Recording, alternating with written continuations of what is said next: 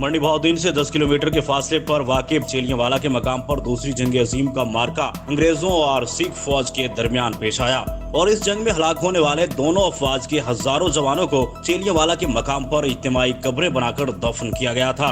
अंग्रेज दौरे हुकूमत में चेलियांवाला के मकाम पर यह तारीखी यादगार तामीर करवाई गई और उसके चारों अतराफ उर्दू, इंग्लिश, फारसी और हिंदी में जंग के वाक़े को कंधा किया गया था, जिसके मुताबिक 13 जनवरी 1849 को होने वाली इस लड़ाई में अंग्रेज फौज की क़यादत जनरल गाफ और सिख फौज की क़यादत महाराजा शेर सिंह ने की थी।